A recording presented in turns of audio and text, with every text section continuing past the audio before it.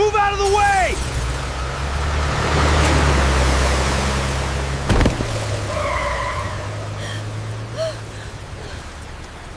The truck came out of nowhere. 1 second Zara was stepping off the curb outside Maple Corner Cafe, rain soaking through her jacket, her mind already calculating whether she could cover next week's hospital bill by picking up a Sunday double shift. The next second, headlights swallowed the wet street whole, and the screech of tires tore through the night like something breaking open. She froze.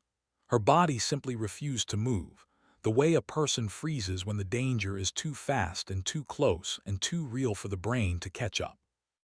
Then arms grabbed her hard, certain, desperate, and wrenched her sideways off the pavement. They hit the ground together as the truck skidded past, its bumper close enough to kiss the air above them. Glass shattered somewhere. A car alarm screamed into the rain. Zara lay on the cold, wet ground, gasping, her palms bleeding from the concrete. She turned her head.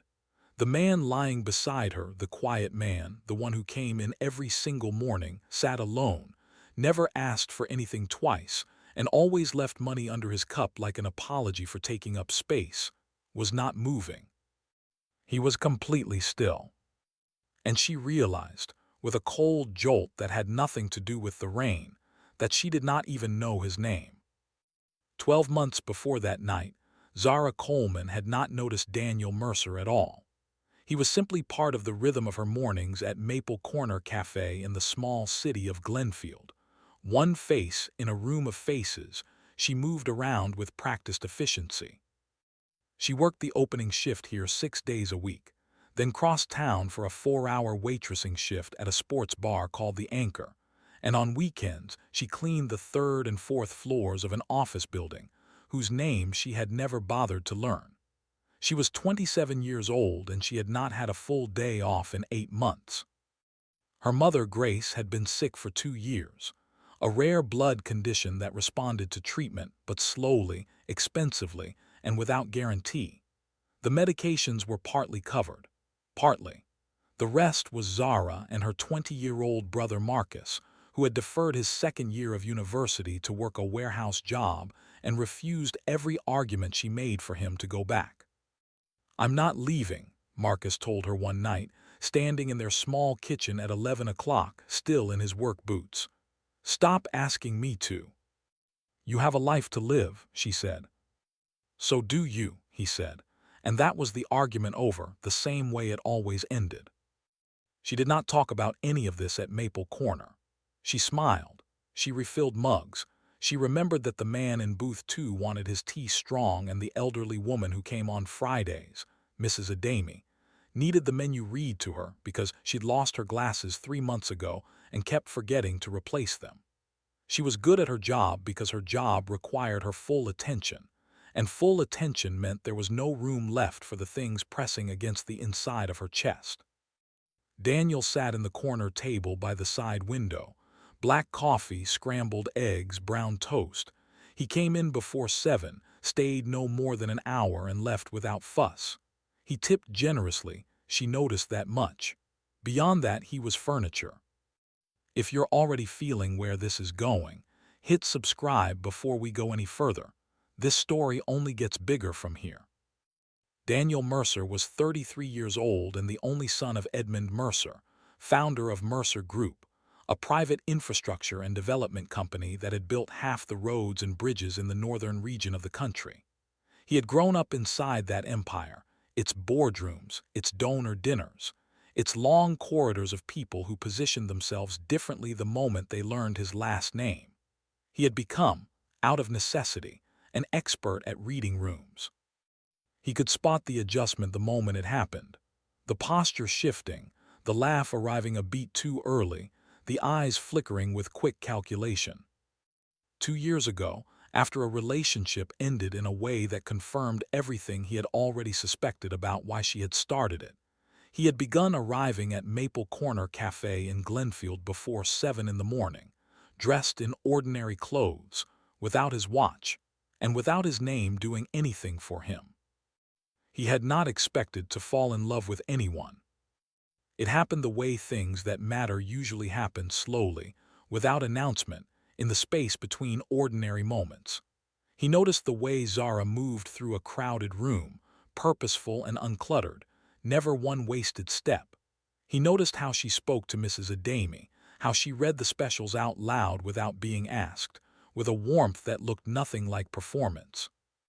He noticed, one Tuesday in March, that she was running on almost no sleep. He could see it in the particular stillness she held between tables, the kind of stillness that is actually a person concentrating very hard on staying upright, and that she did not let it touch the quality of what she gave to every single customer. He started arriving earlier, staying slightly longer, finding reasons to linger over a second coffee he didn't need. He never approached her. He had no idea how to do it as just a man, and he refused to do it as a mercer. Then by accident, he found out about Marcus. He overheard Zara on the phone in the narrow corridor between the cafe kitchen and the back exit, her voice low and controlled in the way of someone managing bad news in a public space.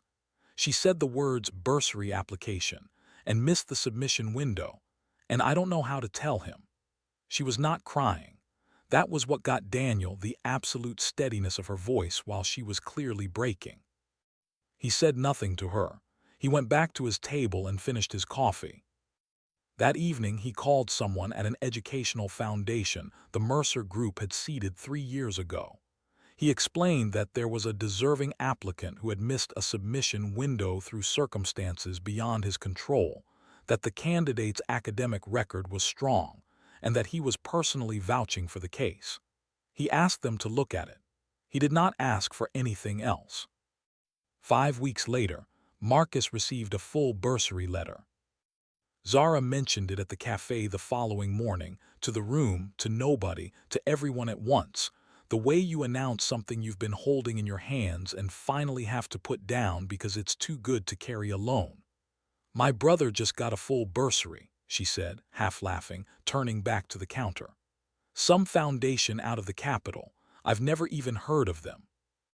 Daniel said, "That's wonderful," in a tone he had calibrated to sound genuinely kind but entirely unrelated, and turned a page of the book he wasn't reading. When Grace's treatment hit a billing gap 2 months later, and a charitable medical assistance program quietly covered the shortfall, Zara mentioned that too, a miracle. She called it the second one in as many months, shaking her head like a person who has decided God must be paying attention again after a long silence. Daniel took a careful sip of his coffee. He had tried to say something real to her 5 times in 11 months. Once he got as far as standing up. Once he got as far as her name, "Excuse me, Zara," and she turned with a professional smile and said, "Is everything all right with the order?" And he said, "Yes, perfect, thank you," and walked out into the morning air feeling exactly like the coward he was. She had started talking about a bakery. Not to him, to Mrs. Adami, to the regulars, to anyone who asked what she would do if she weren't doing this. A small place, she said. Not fancy. Real bread, honest pastries, the kind of thing her mother used to make on Sunday mornings before she got too tired to stand at the counter for more than 10 minutes. She was taking an online course in patisserie technique in the 40 minutes between leaving Maple Corner and arriving at the Anchor. She kept a spiral notebook behind the cafe counter, with recipes jotted in the margins. "It'll never happen," she said once, laughing it off. "I can't even afford to register a business name." She said it lightly. Daniel heard everything underneath the lightness. He was 2 blocks away the night of the storm, parked, finishing a call when he saw her step off the curb. He saw the truck's headlights before she did. He was out of the car before the thought had completed itself. He got her clear, completely, fully clear. He did not get himself clear. The impact sent him into the road. 2 fractured ribs, a dislocated shoulder, and a head injury that put him under for the first 6 hours. Zara, rode in the ambulance because there was nobody else there, and nobody stopped her, and she sat in the waiting area of Glenfield General with her wet jacket folded in her lap and her hands still shaking.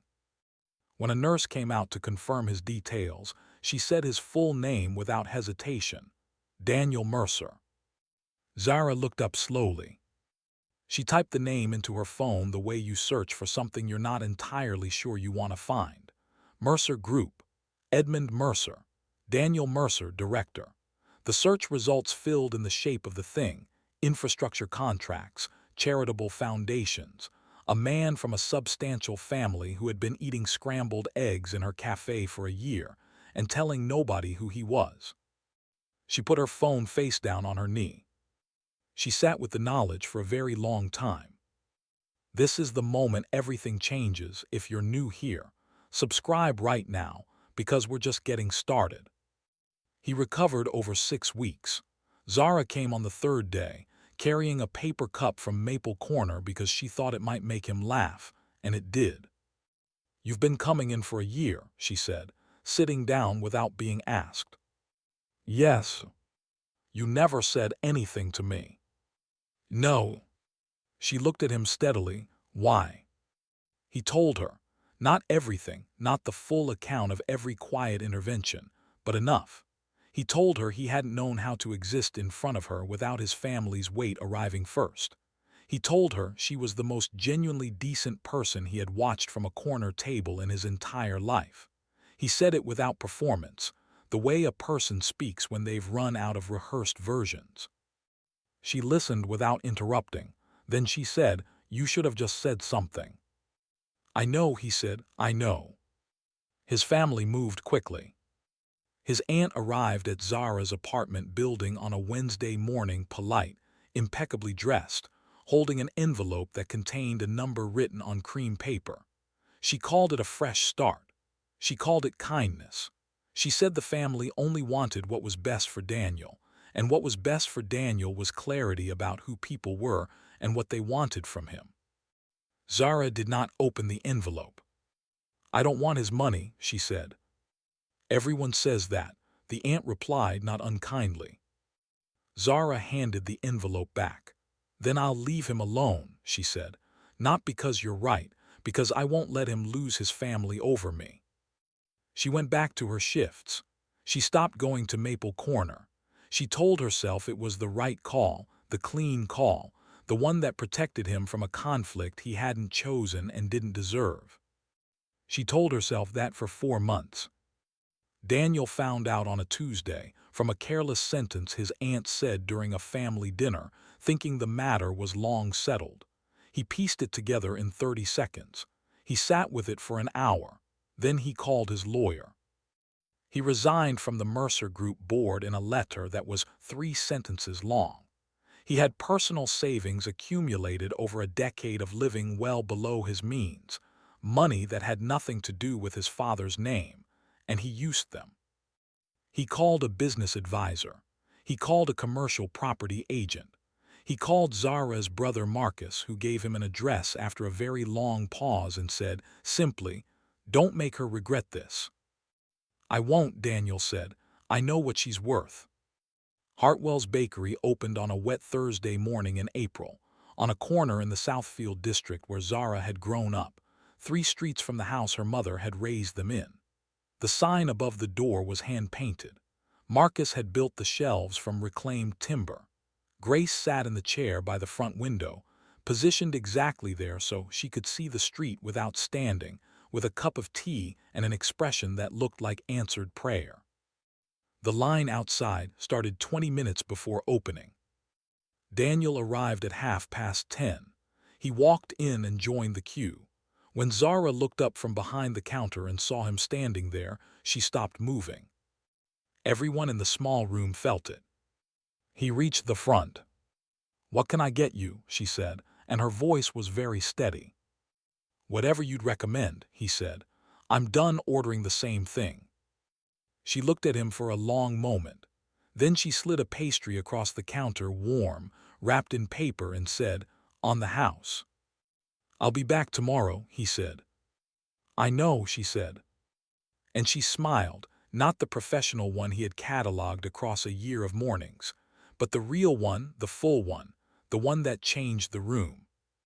Mrs. Adami came through the door at that moment with perfect timing, umbrella dripping, looking for the table by the window. Daniel sat down. It was the only seat left. It faced the street, and through the glass the morning was bright and clean after the rain, and Grace was watching everything from her chair with the particular satisfaction of a woman who has outlasted the hard years and lived to see what came after. Later, when the last customers had gone, and Marcus was stacking chairs and Grace had dozed off with a half-eaten pastry in her lap, Zara leaned against the counter across the quiet room and looked at him. "I never noticed you before," she said. "Not an apology, not an accusation, just the truth, clean and unhidden. And now I can't imagine my life without you." Daniel said nothing for a moment. The late afternoon light came through the window gold and unhurried, and a child outside was jumping in every puddle on the pavement with complete commitment. "We have time," he said. And they did. If this story stayed with you, share it with someone who needed to hear it today. If you're not subscribed yet, join this community. Every week we bring you stories about real love, quiet sacrifice, and the moments that change everything. Leave a comment below. Did you see Daniel's move coming, or did it catch you off guard? See you in the next one.